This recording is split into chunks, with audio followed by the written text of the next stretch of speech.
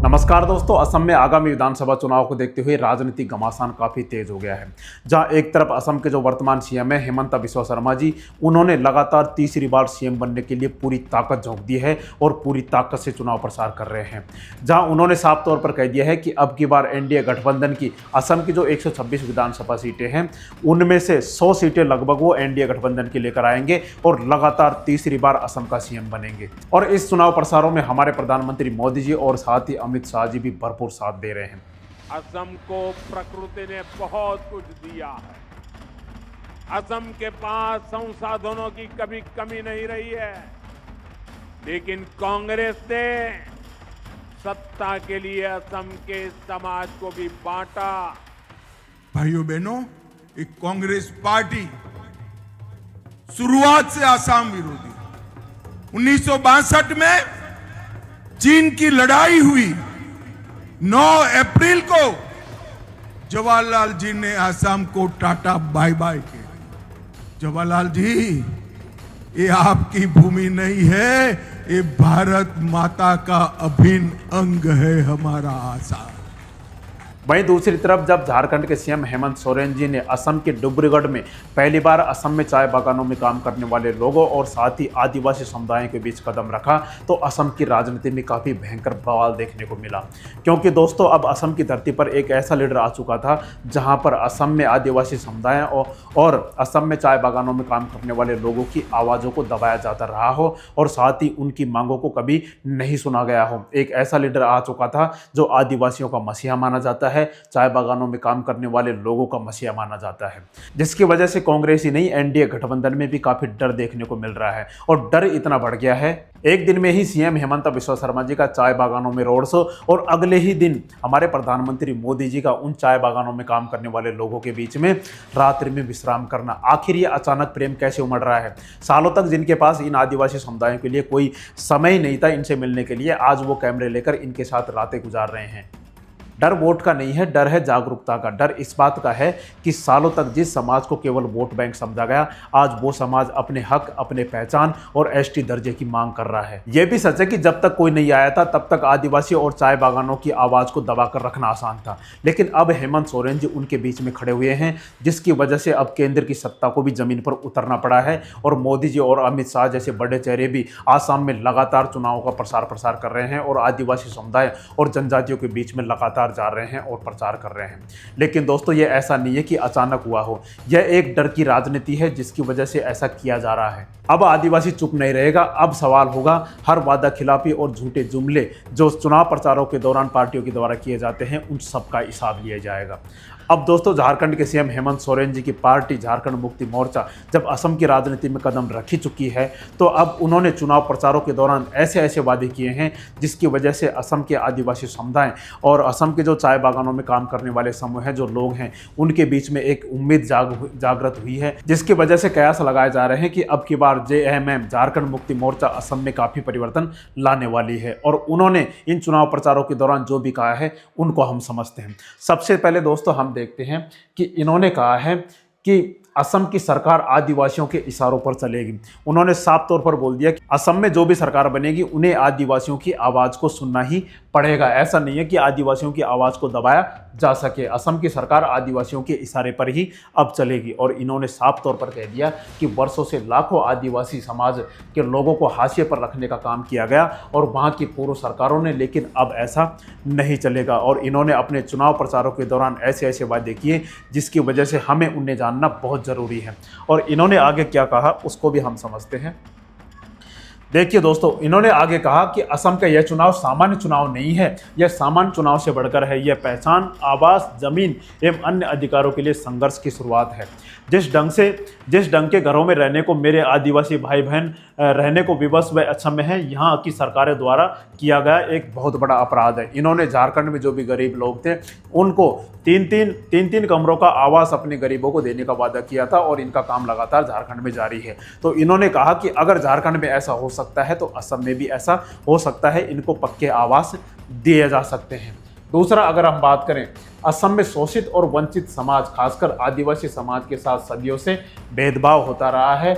उनकी बिजली काट दी जाती है, चाय बागानों में उन्हें नाम मात्र की ही मजदूरी मिलती है, उन्हें आवास भी नहीं दिया जाता। ऐसा सौतेला व्यवहार क्यों किया जाता है? तो इन्होंने असम में जो भी चाय बागानों में काम करने वाले आदिवासी समुदाय के लोग हैं उनके बीच में जाकर एक रात बिताई, उनके साथ बागानों में ये रहे, उनकी आवाज़ को सुना, उनकी मांगों को सुना, और वहाँ पर उन्होंने सबसे ज़्यादा ज़रूरी जो था उनके जल, जंगल और ज़मीन, साथ ही जैसे आदिवासियों को ज़मीन का मालिकाना हक नहीं है जो भी चाय बागानों में काम करने वाले लोग हैं, और उनकी बिजली भी काट दी जाती है, उनके पक्के मकान भी नहीं है। तो आखिर ऐसा सौतेला व्यवहार क्यों किया जाता है, इन सबको जानने का इन्होंने प्रयास किया और उन्होंने वहाँ पर एक रात गुजारी और उन समस्याओं के बारे में जाना।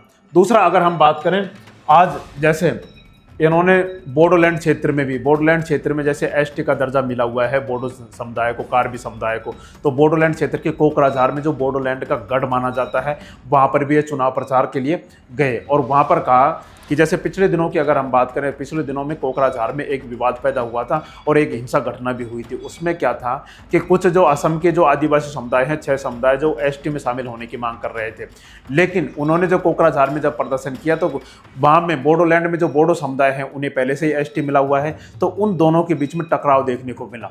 तो वहाँ पर ये गए कोकराझार में और उन्होंने साफ तौर पर कह दिया कि आगामी असम विधानसभा चुनाव में वर्षों से पीड़ित, शोषित और वंचित समाज अपने हक अधिकारियों के लिए वोट करेगा और तीर धनुष को चुनेगा। जो इनका पार्टी का जो चुनाव चिन्ह है वो तीर धनुष है।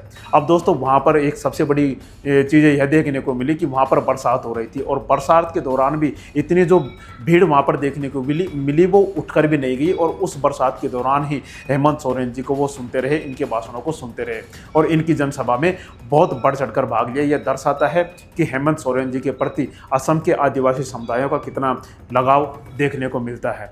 दूसरे दोस्तों, अगर हम बात करें तो इनके जो चुनावी घोषणा पत्र में है, इन्होंने एक साफ तौर पर कह दिया है कि असम में जो भी आदिवासी समुदाय एसटी दर्जे की मांग कर रहे हैं, मैं वादा करता हूं उनको एसटी का दर्जा दिलवाऊंगा। अब ऐसे समझते हैं कि आखिर इन्होंने आगे क्या क्या कहा है।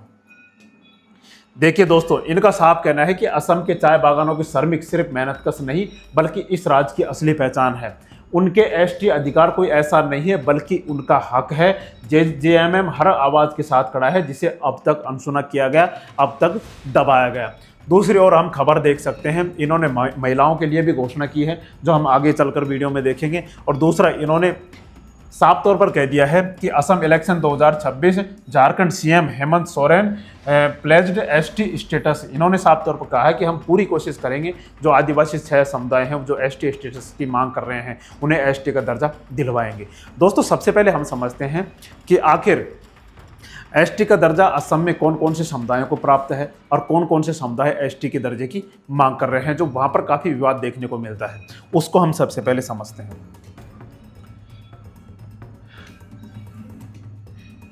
देखिए दोस्तों, असम में क्या है कि वर्तमान में जो एसटी समुदाय में शामिल हैं उनमें से क्या है, जो जैसे असम एक तरीके से पहाड़ी इलाका हम मान सकते हैं। एक हम समझ लेते हैं पहाड़ी इलाका जहाँ पर एसटी का दर्जा मिला हुआ है समुदायों को, और आदिवासी जो भी लोग हैं उनको एक समझ लेते हैं जो मैदानों में रहते हैं उनको भी एसटी का दर्जा मिला हुआ है। इनमें क्या है, जो प्लेन्स मैदानी एरिया में रहते हैं, तो बोडो, मिसिंग, राभा, सोनोवाल, कचहरी, लांगू, देवरी आदि, इनको एसटी प्लेन्स मैदानी इलाकों में जो रहते हैं उनको एसटी का दर्जा मिला हुआ है। दूसरा, एसटी हिल्स में जो पहाड़ी इलाकों में रहते हैं उनको भी एसटी का दर्जा दिया गया है, जैसे कार्बी है, दिमासा है, हमार है, कुकी है, जेमे है, नाग है आदि। इन जनजातियों को भी क्या दिया गया है, एसटी का दर्जा दिया गया है। अब जो 6 अन्य समुदाय हैं जो लगातार एसटी दर्जे की मांग कर रहे हैं उनमें कौन कौन से हैं, उनमें हम देखें तो ताई अहोम है। चाय जनजातियों में अगर हम देखें तो चाय जनजातियों में जो टी ट्राइब्स हैं उनमें संताल समुदाय के लोग हैं, उराव समुदाय के लोग हैं, कई समुदाय के लोग हैं जो लगातार एसटी दर्जे की मांग कर रहे हैं। इसमें सबसे बड़ी दिक्कत यह है कि इन चाय बागानों में जो भी काम करते हैं उनमें जैसे संताल है, संथाल क्या है, झारखंड और बिहार, झारखंड में काफ़ी अधिक पाया जाता है। और हेमंत सोरेन जी भी संताल समुदाय से आते हैं, जिसकी वजह से जो चाय बागानों में सबसे ज़्यादा जो काम करने वाले लोग हैं वो संताल उराय समुदाय के लोग हैं, जो जिनके प्रति अब उनके मुख्यमंत्री जी का, झारखंड के सीएम जी का ये कहना है, हेमंत सोरेन जी का, कि हम इनके अधिकारों को दिलवाएंगे, जिसकी वजह से चाय बागानों में उनकी मुख्य पकड़ है। और उन्होंने साफ तौर पर कह दिया है, असम में उनकी पार्टी के अगर 10वीं विधानसभा में एमएलए आ जाते हैं, सीटें आ जाती हैं, तो सरकार की नाक में कैसे तेल डालना है ये हमको पता है। ये कहना है हेमंत सोरेन जी का। इसके बाद अगर हम देखें तो मोरन जाति है, वो भी एसटी की मांग कर रही है, मटक समुदाय है जो भी एसटी की मांग कर रहा है, सूटिया है, कोच राजवंशी है, ये 6 समुदाय हैं जो एसटी स्टेटस की मांग कर रहे हैं। अब सबसे बड़ी इसमें दिक्कत क्या है कि जो संताल समुदाय के लोग हैं, जो चाय बागानों में काम करने वाले लोग हैं, इनको क्या है कि वहाँ का जो मूल समुदाय है, जैसे जिनको एसटी का दर्जा मिला हुआ है, इनका कहना है कि जब हमारा देश आज़ाद नहीं हुआ था तो उस समय अंग्रेज चाय बागानों में असम में काम करने के लिए वहाँ से मजदूरों को यहाँ पर लाए थे, बिहार से, झारखंड से, उड़ीसा से, पश्चिम बंगाल से, जिसकी वजह से ये जो समुदाय हैं वो बाहरी हैं, यहाँ के मूल निवासी नहीं है, जिसकी वजह से इन्हें एसटी का दर्जा नहीं दिया जा सकता। जो वर्तमान में वहाँ पर जो मूल आदिवासी जनजातियाँ हैं जिनको एसटी का दर्जा मिला हुआ है, वो लगातार इनका विरोध करती रहती हैं। अब जो ये समुदाय वहाँ से गए थे, इनको दिक्कत क्या है कि वहाँ पर जैसे बिहार में, झारखंड में, उड़ीसा में है, इनको एसटी का दर्जा मिला हुआ है। जैसे संताल समुदाय को झारखंड में, इनमें एसटी का दर्जा मिला हुआ है। अब ये क्या कर रहे हैं कि भाई वहाँ पर मिला हुआ है तो असम में देने में क्या दिक्कत है, क्योंकि अब तो अंग्रेज गए काफ़ी दिन हो गए, 100-150 सालों से वो वहीं पर रहते आए हैं, तो ये लगातार एसटी दर्जे की मांग कर रहे हैं। अब हेमंत सोरेन जी ने साफ तौर पर कह दिया है कि हम इन्हें एसटी दर्जा दिलाने के लिए पूरी कोशिश करेंगे। ये उनके चुनावी घोषणा पत्र में शामिल है। अब दोस्तों और जो घोषणा पत्र हैं उनके बारे में हम देखें कि और इन्होंने क्या क्या कहा है।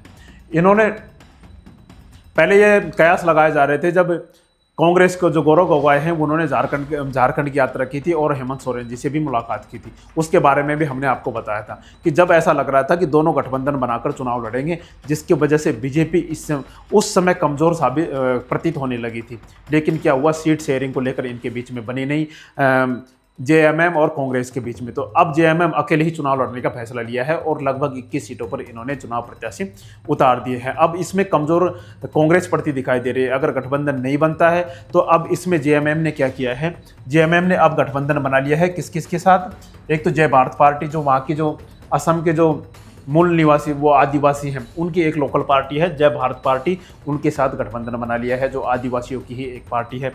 दूसरी all Adivasi student association of Assam, इनके साथ भी गठबंधन बना लिया है। अब 3 पार्टियां हो गई हैं, एक तो जेएमएम हो गई है, झारखंड मुक्ति मोर्चा, और दूसरी जय भारत पार्टी जो आदिवासियों की ही एक वहाँ की लोकल पार्टी है असम की, और एक all Adivasi student association of Assam. ये इन तीनों ने मिलकर एक गठबंधन बना लिया है, कांग्रेस को एक तरीके से हाशिए पर धकेल दिया है। अब इसमें बीजेपी को भी भारी नुकसान होने वाला है, क्योंकि इसमें दोस्तों क्या है, आदिवासी समुदाय को एक तरफा करने की कोशिश की जा रही है। अब इन्होंने क्या किया है, हेमंत सोरेन जी ने घोषणा कर दी है कि मुख्यमंत्री हेमंत सोरेन ने असम की महिलाओं के लिए 2500 प्रति माह के वजीफे की घोषणा की है। यह झारखंड की जैसे मैया सम्मान योजना की तर्ज पर और फूल झानो या सम्मान योजना के नाम से लागू करने का वादा किया गया है कि अगर हमारी सरकार बनती है तो हम क्या करेंगे, 2500 प्रति माह के रूप में जैसे महिलाओं के सम्मान के लिए दिए जाते हैं झारखंड में, उसी तरीके से यहाँ पर भी दिए जाएंगे। दूसरा, आदिवासी और 4 चाय जनजातियों का एसटी का दर्जा, जैसे संथाल, मुंडा और उराव जाति और 6 अन्य जनजातियाँ हैं जो मांग कर रही है, उन्हें एसटी का दर्जा दिलाने की पूरी कोशिश की जाएगी। और अगर हम बात करें तो आदिवासियों के अधिकार, चाय बागान श्रमिकों को सम्मानजनक मजदूरी और बेहतर रहने की स्थिति, अस्पताल, शिक्षा दिलाने का वादा इन्होंने किया है कि तुम्हारी बातों को सुना जाएगा और अच्छी शिक्षा दी जाएगी, बच्चों को अच्छे अस्पताल खोले जाएंगे ताकि अच्छा इलाज किया जा सके। और इन्होंने न्यूनतम मजदूरी भी बढ़ाने की कहा है कि असम में जो भी चाय बागानों में काम करने वाले लोग हैं उनकी न्यूनतम मजदूरी हम 500 कर देंगे, कि 500 तो न्यूनतम मजदूरी होनी चाहिए। अभी 500 नहीं है, अभी 300 के लगभग है, 300 साढ़े 300 के लगभग है। जल, जंगल और जमीन की सुरक्षा, मूल निवासी लोगों की सुरक्षा और उनके पारंपरिक अधिकारों को सुनिश्चित करने पर जोर दिया है कि आपको जमीन का मालिकाना हक, हालांकि हेमंत बिस्वा शर्मा सरकार ने भी ये घोषणा कर दी है कि जो असम के चाय बागानों में काम करने वाले आदिवासी समुदाय के लोग हैं उनको उनके जमीन का मालिकाना हक दिया जाएगा। इसके बारे में भी हमने आपको बताया था। अब इन्होंने भी कहा है कि जल, जंगल और जमीन की सुरक्षा आदिवासियों की ही रहनी चाहिए। स्थानीय विकास और रोजगार, स्थानीय युवाओं के लिए रोजगार के अवसर पैदा करना और चाय बागान क्षेत्रों को बुनियादी ढांचे का विकास करना। और सत्ता का बदलाव अगर देखने को मिलता है तो डबल इंजन सरकार की आलोचना इन्होंने करते हुए झामुमो ने खुद को कांग्रेस और भाजपा के एक विकल्प के रूप में पेश किया है जो चाय जनजाति की आवाज़ बनेगा। तो इस तरीके से इन्होंने जो हेमंत सोरेन जी ने क्या किया है, असम में एक तरीके से बहुत बड़ी राजनीतिक धाड़ मचाई है। अब दोस्तों इसमें समझने वाली बात भी ये है कि एक तरफ तो क्या है कि झारखंड मुक्ति मोर्चा है वो इस समय एक क्षेत्रीय पार्टी है जो झारखंड में काम करती है। वो चाहती है कि अपनी पार्टी को, हेमंत सोरेन जी चाहते हैं कि अपनी पार्टी को क्या किया जाए, राष्ट्रीय स्तर पर फैलाया जाए, क्योंकि वहाँ भी ये लगातार सीएम बनते आ रहे हैं झारखंड में। अब वो राष्ट्रीय स्तर पर फैलाना चाहते हैं, जिसकी वजह से वो असम में चुनाव लड़ रहे हैं। दूसरा ये भी समझा जा रहा है, असम के लोगों के द्वारा ये कहा जा रहा है कि बाहर के लोगों का हमारे राज्य में आने का क्या काम है, क्योंकि हेमंत सोरेन जी और उनकी पार्टी तो झारखंड की है, तो असम में आकर उनका क्या काम है, ये भी फैक्टर काफी देखने को मिलेगा। अब दूसरी तरफ क्या हो रहा है कि लगातार बीजेपी भी ये कोशिश कर रही है कि असम में जो भी आदिवासी समुदाय हैं उनको अपने पक्ष में रखा जाए और ये कहा जाए कि ये तो बाहर के लोग हैं, झारखंड मुक्ति मोर्चा, जिसकी वजह से वो क्या कर रहे हैं, अब लगातार इन क्षेत्रों का दौरा कर रहे हैं। चाहे दोस्तों कुछ भी हो, चुनाव के समय ही सही, लेकिन अब इस समय आदिवासी समुदाय और चाय बागानों में काम करने वाले जो समूह हैं, जो लोग हैं, उनके बारे में सोचा जा रहा है। दोस्तों आपको क्या लगता है, क्योंकि 9 अप्रैल को असम में एक ही चरण में चुनाव होने वाले हैं और 4 मई को रिजल्ट आ जाएगा, तब हमें पता चलेगा कि आखिर किसका पलड़ा भारी है। आपको क्या लगता है, आप इस विषय में क्या सोचते हैं, एक बार कमेंट करके जरूर बताएं। और हमारी जानकारी आपको अच्छी लगी हो तो हमारे चैनल को लाइक एंड सब्सक्राइब जरूर करें। जय हिंद, जय भारत।